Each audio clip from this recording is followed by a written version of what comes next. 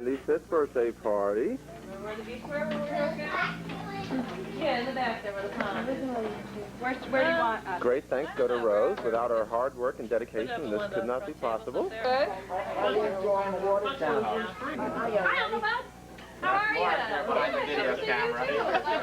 How you doing, Aunt Cass? Porch on your house. You can get out and just, is that open? You can open that up. Oh yeah. Yeah, so that's nice. You can sit out there on the desk there. But you have a lot of stairway.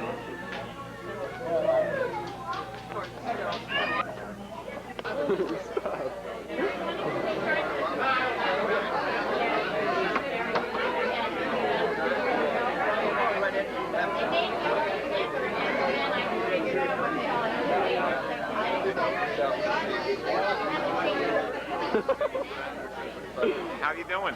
Good, how are you? That's a lot of work. Yeah, I know. If you do it right, you're going to be busy all night.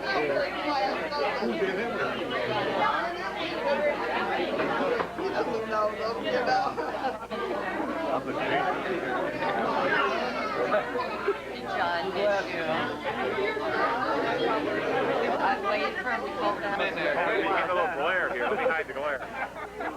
You're getting your balls blood. Oh, great. Get that shine. The wheels over at Westgate.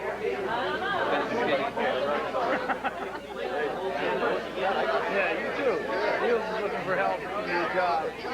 Sure. You need a job. What?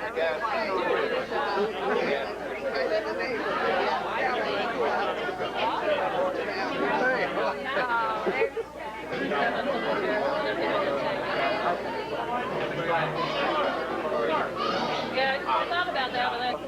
Great, thanks. About 4 weeks.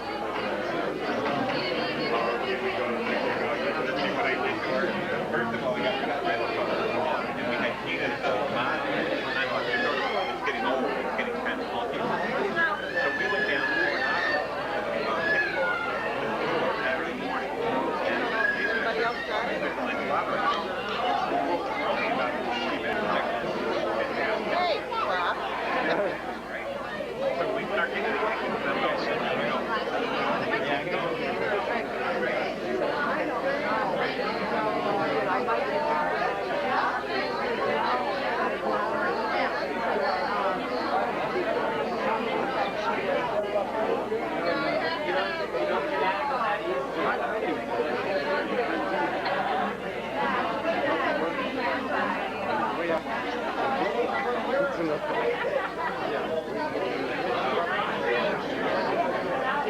Run the headbang over here.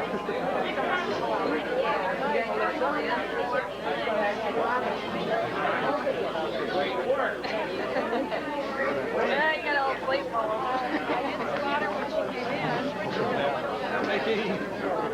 Want a clam? Show Bob your stomach, right? Show him your stomach. Thanks, Clayton. Pull away. You need a belly button. You have the light on? Put the light on. Belly button. You have to show that light on. Okay, Clayton. Let's see it now. Let's see it. Pull it up. Belly button time. Okay, put your shirt up. Hi, Paul.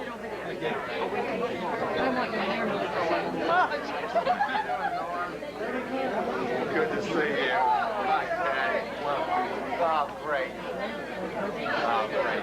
Can't complain. We're building a new warehouse.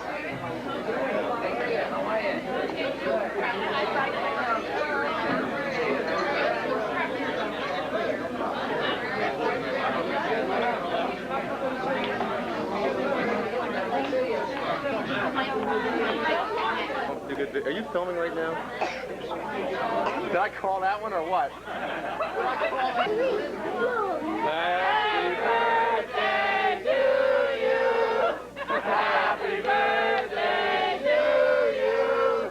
Happy birthday, dear Marshall. Happy birthday to you.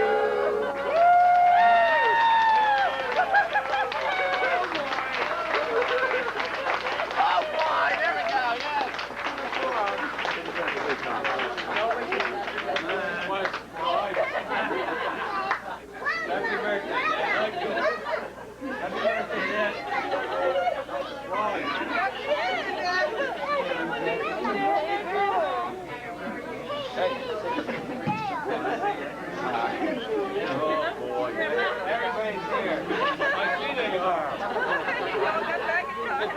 right. Just give me a kiss. How are you? You want to get Got kids for gambling? Wouldn't give me any last night. Hey, that's for gambling. Boy, big girl. Happy birthday, you little duck. Hey. See, and Mary, all the old people.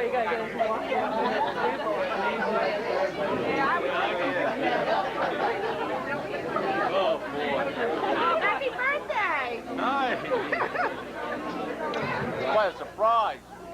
Yes. I wasn't going to go. Happy birthday, you old fart. Hi, Jenny.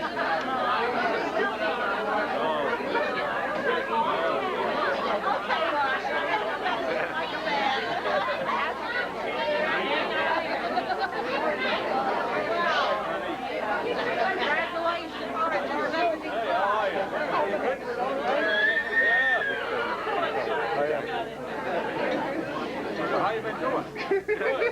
Barry's got a picture of Buckhill Road with three of us, little kids. Mother. You got something. Somebody's got to take that. You got a picture of it?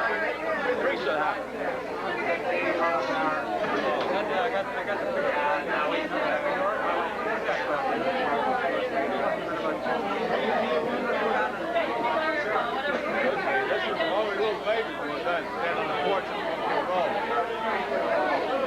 That's enough. That's all I done it all. Uncle Peter I said know, Larry. filming. Pretty good, buddy. Happy birthday.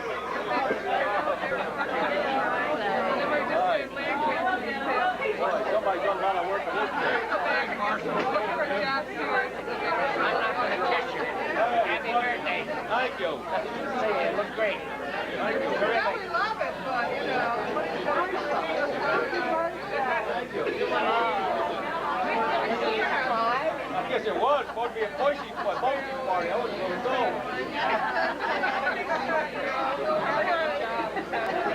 They really coming to dinner? Yeah, who done all this work?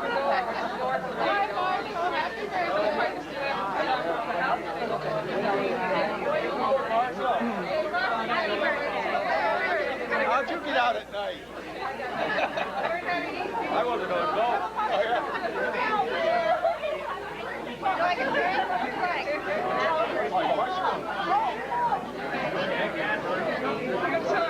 Getting fooled you, huh? Yeah. I was trying to start this house to study the house because all the kids are going back there after they eat with Tracy. And I had to put beds together underneath my bed and everything else. I just got one. I just had one. I was playing, I jumped out of my road. What is he doing? Lots of little tricky things. Good thing I can go out morning. Yeah, well, the Morrisville teachers in the retirement party, they invite us as their guests. That works. Whose idea was that? Yeah. So they were going to have What can I get you on the train? I guess I'm cold. Coke. All right, no problem. They don't have any CN cameras. The CN cameras. I had to come much better. How you doing,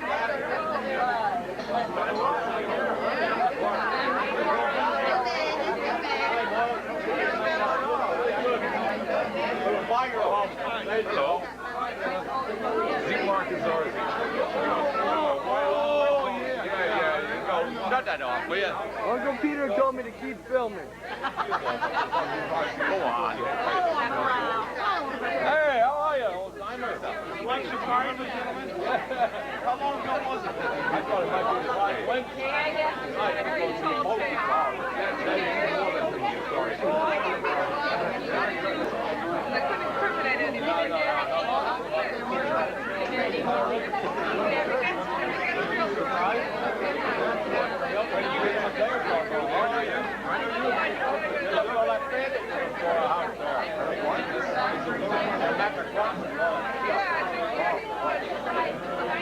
I know I'd see you again soon.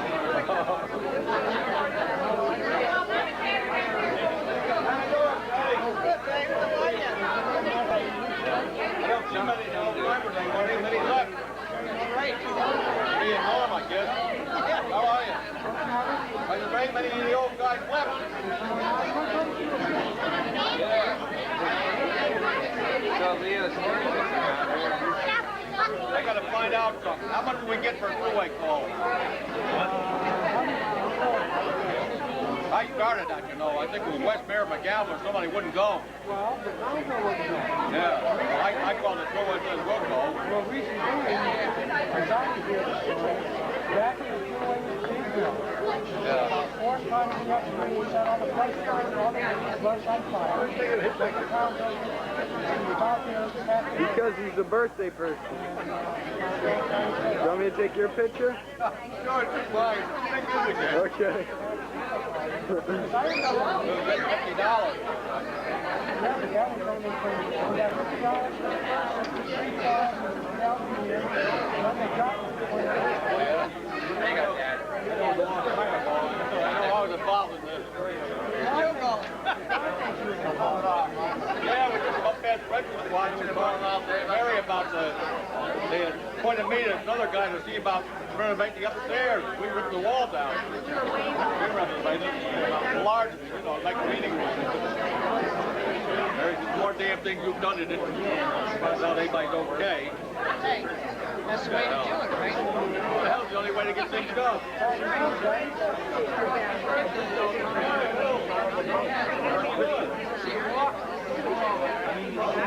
Well, I go the wrong way. Well, I walk around 4 or 5 times. Everybody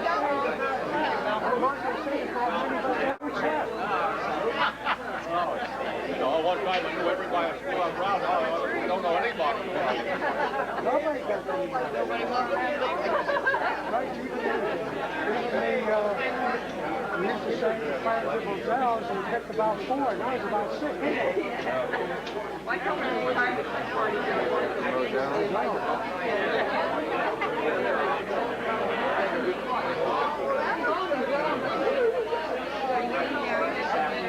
How was the vacation? How about winning?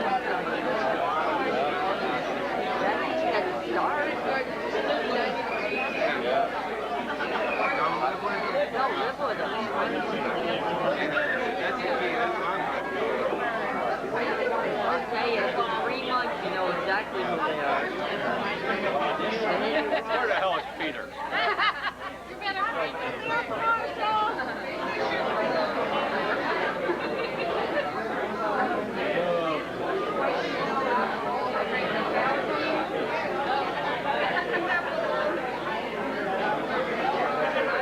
Once you step there, there's a little step going over the threshold there. How that kid just shut that thing off? He never listened to me. What makes you think he's going to listen to You told him to keep it running. He told me. No, I told him to keep the beer running.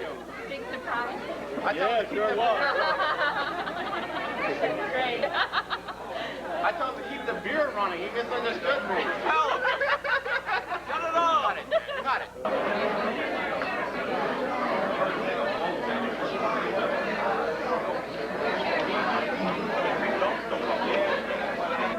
She's just on the line.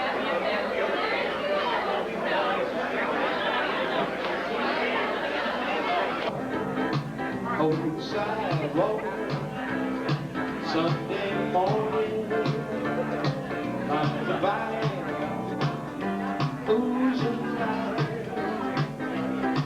Someone sneaking right through when we get where we could not stop.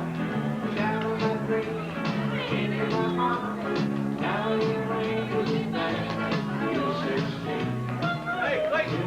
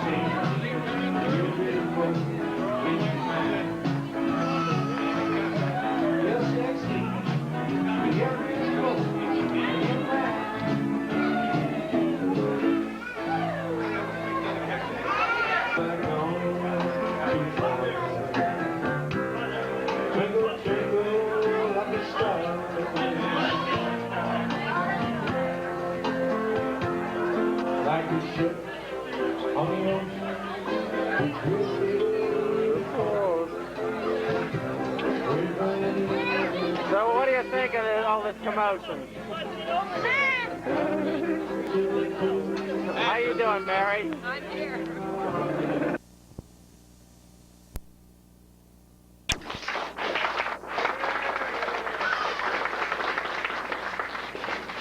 I thought a fitting way to celebrate Marshall's 75th birthday would be just to recount a couple of the stories that came back to my memory and other people in my family's memory over the years.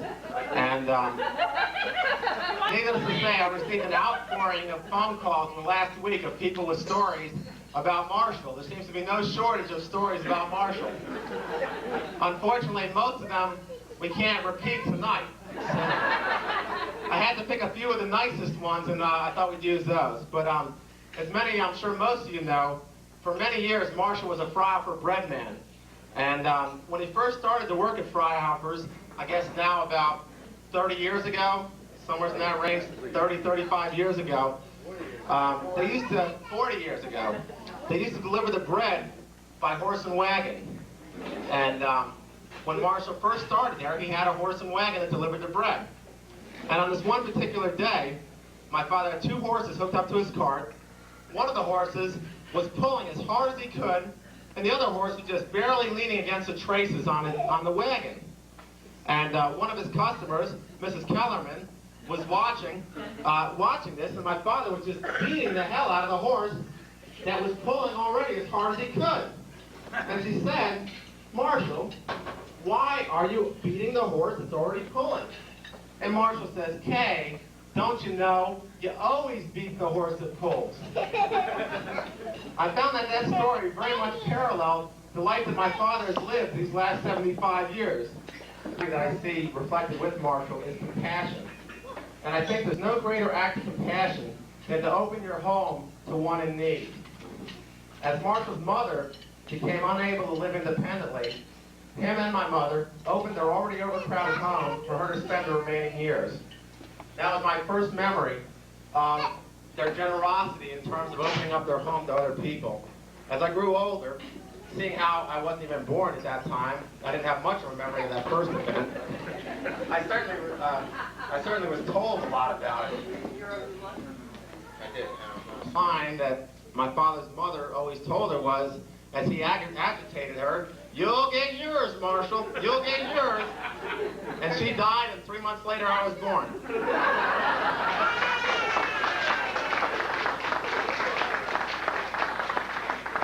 What I never realized was that that was a curse that was going to carry for generation to generation. Nobody told me that. My second memory of Marshall's compassion occurred when I was a young child. And as you all well probably most know, we had a fire phone and an ambulance phone in our house. And one night a very distressing call came on the fire phone that one of our neighbors' houses was on fire. And being a very young child, we still had some idea of what this was about. And we looked out and saw there was a house on fire in the neighborhood. And it was a very serious fire, and thankfully the neighbors escaped with their lives, but little else was able to be saved. And by the end of that night, their family, with an additional 4 children, was living with our family.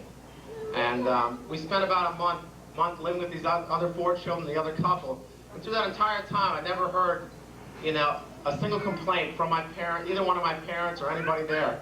And that really struck me as a totally generous, you know, compassionate act. And to this day, we certainly have a special place in our heart for that family that went. It really strikes me, and I think would also ring true with you, is one of responsibility. And Marshall really attacked any job with the highest level of responsibility. And one story that came in my mind to illustrate this occurred when Marshall was working on a commercial bread route. He worked what was called a wholesale bread route, where he went from store to store downtown and stocked the shelves there.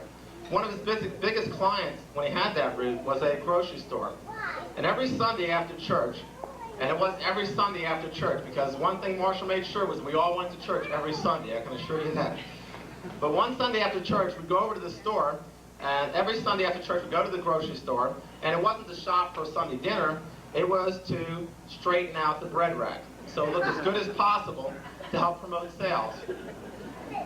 And it struck me strange. It wasn't years later I understood what it was, what trade was it in Marshall that was making him go out and behave this way. And it should be kept in mind, he wasn't being paid for the time he spent in that store straightening those shelves out, nor was he receiving any commission for the extra sales his hard work brought to Freihofer's. It was just simply out of a sense of responsibility. He would go there and feel it was my duty to make sure everything was in the best shape as possible to move as much of the bread as possible. And that really struck me as a totally responsible act. Another value that Marshall has shown is integrity. And Marshall ran many different events for the fire department over the years.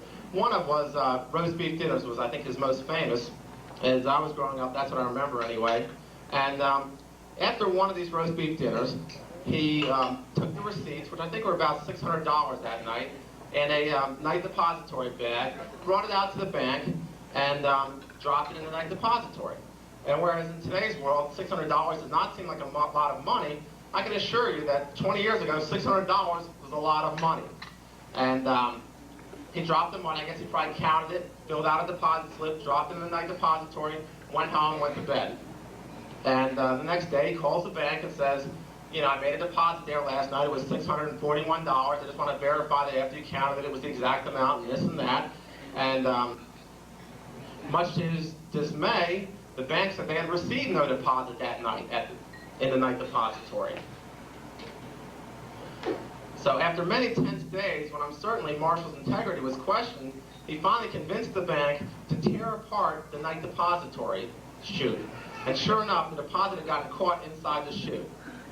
That's a true story. He may not remember it, but it's a true story. As most of you probably know, Marshall's an avid shopper. And as we were growing up, when the big nuclear bomb dropped, we're all heading to Marshall. Plenty of food. But when he was growing up, as I was growing up, he used to buy eggs. And, you know, I'm sure you all buy eggs, but I doubt you're buying them in 30 dozen cases, a case of 30 dozen eggs. And that was the way Marshall bought his eggs, 30 dozen eggs. And then he would proceed to go out and sell them to people in the neighborhood. Now, had Marshall really been thinking, he would have made a, 10 or 15 or 20% markup on these eggs, and, well, he'd be living in Florida today instead of North Bethlehem, but it wasn't to be the case. And I can still remember this, that he'd bring these eggs home, we'd calculate that he'd spend, $13 for the case of eggs, and, divide it out, and it'd be like, eggs are 23 cents a dozen this week. And sure enough, That was it. He went and got the eggs, counted them out, brought them home, kept them in the refrigerator, and whatever the price was, they were 23 cents a dozen, to the point where I can remember him counting out. You owe 97 cents. Here's your 3 cents. And that really struck me as an immense measure of the man's integrity. Another value that really struck me, and I'm sure struck you all, is endurance. And I think there's nothing more that can visualize Marshall's endurance. It's the fact that he had 5 kids and he's still here. I think second only to that is that for 16 years, while working for Freihofer's, Marshall would get up around 3 o'clock in the morning and would work well until 4 a.m. on many days. And I always look back at that. Whenever I think I'm having a hard day at work, or things are rough, or I'm really tired after a day at work, I just think back to those times, and my hardest day at work never has ever compared to what I think my father went through for 16 years every day. Another value, and probably the most important value in a man's life, is generosity. And this really gets to the heart of Marshall's values, I think. And to get a true grip on Marshall's generosity would require much more time than we have here tonight. But I would like to relate one story that might give you a small glimpse of the selfless life this man has led. One night, Marshall went on an ambulance call at the end of the Northway. Well, I'm sure you all know where that is. And it was for a heart attack, as it turned out. And they took him to the hospital. He was on the ambulance. And it was an older couple. And the husband, to use Marshall's own words, won't be home for dinner. And that was something Marshall was famous for. He was very blunt about his descriptions of death. You know, if Marshall was on the scene and your loved one was dead, you knew it, because Marshall would tell you, plain and simple. But that was a famous one. They won't be home for dinner. And, but anyway, with that aside, rather than leaving the grieving widow alone in a strange town, Marshall brought her to our house, and a few hours later, drove this woman to her sister's home in the Catskills. And this is a total stranger. He picked up off the street, could have easily left her at the hospital. That would have been fine. It would have been going way out of his way to bring her to a train station or a bus station, but no, he went out of his way to the extent where he packed her in his car, drove her down to her sister's house, and that memory never left me. That's a story saved up for her 75th birthday. Greet us with "Was machst du?" which you explained meant, "What's new?" For a reason unknown to me, we called you Uncle Pete. I was proud during my years at St. Margaret Mary's School to point out to my classmates the name of my uncles on the honor roll just outside of the chapel. This is long.